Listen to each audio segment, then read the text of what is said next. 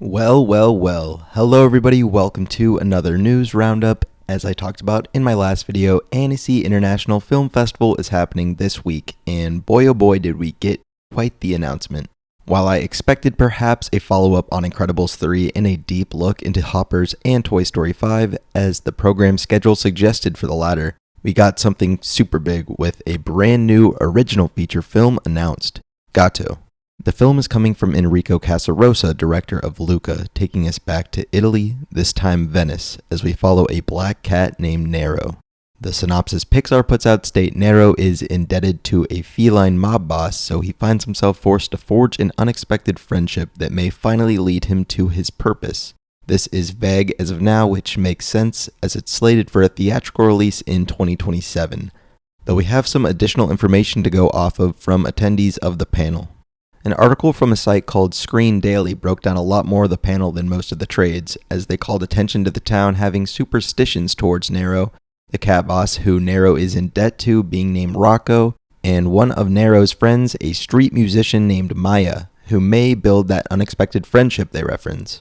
I am very much in favor of this concept. It's been so long since we've had an animal-led feature at the studio. But I think most interestingly, and what has the most people talking, is the new style of animation Pixar's putting forth. At first I saw it was a new hand-painted style of animation and assumed something along the lines of Kit Bull, but that might have just been the cat aspect playing into it. But according to Screen Daily, Doctor stated that the film is trying to capture the painterly texture of Venice while still preserving the depth and dimension you've come to expect from Pixar. And from what I've seen, it's been getting great reactions. I truly can't wait to see for myself, even if it is going to be in a year and a half.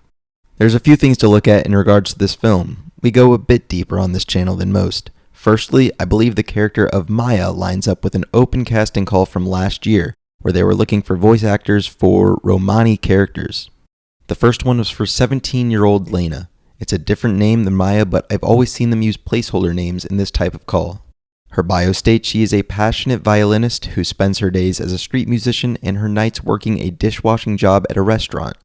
She's whip-smart, resilient, and filled with a youthful spirit and sarcastic humor, but she's also quick to put up walls to protect herself due to years of prejudice against her and her family.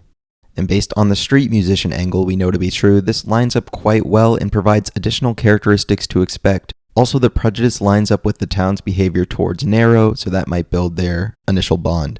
The other character, her grandfather, was the other casting call. His name is Papu Emil, but again, expect that to change. His bio reads, Emil is an eccentric and cantankerous Romani grandfather and musician. He's bedridden but full of spirit with an intense passion for all things family and music, especially his teenage granddaughter, Lena. Emil might be overly direct and opinionated at times, but it all stems from his unwavering support of his granddaughter. The second character I've yet to see mentioned online, so this helps to get us a bigger picture of the film, if I'm correct, though I'm going to bet on myself here. With the casting of new talent for these two likely quite sizable roles, I'm interested in seeing if they cast a bigger name as our lead cat, or if they go the exact opposite and he doesn't talk. Could go either way, honestly. This film already has drawn some parallels to this year's Academy Award-winning Flow, primarily going off the fact that they both star a black cat, and when people hear about a different style of animation, their head might turn more towards that direction, though from reading the synopsis and just looking at the concept art, I think that's a bit of a reach. I do have to mention how this is the second time now that Enrico Casarosa's films have shifted the art direction at Pixar, with Luca first having that 80s to 90s anime influence. Gatto is taking it in a different direction, and it'll be interesting to see if this style bleeds into other releases or if more new art styles will emerge. I am happy to see the core foundation of Pixar's animation remaining consistent here though. This film also continues Pixar's reign of cats that has been ever so prevalent in this decade especially. That's all I have for Gatto now. We don't even have a logo yet. I'd expect more at D23 next year. Maybe next year's Annecy will give us a new logo or something. But I'm super excited for this. I can't get enough of Italy in Pixar films.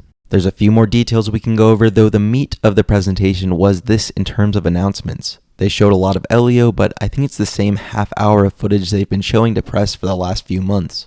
I was expecting a lot more hoppers, as I mentioned in my last video. We did get this new still released, which I've seen leaked from D23, though it is nice to have a fully rendered still. The fur textures look really nice here.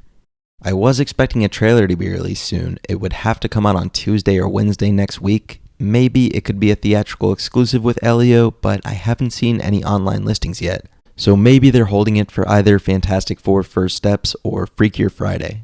Who knows? They did play a new clip which centered around Jon Hamm's Mayor Jerry at the presentation though. Toy Story 5 actually seemed to get a bit more of the spotlight, or maybe press just talked about it a bit more, as they showed an opening scene of the other 50 Buzz Lightyears building a raft, and we got this new concept art featuring the supposedly villainous tablet character Lilypad, which is an obvious play on Leapfrog.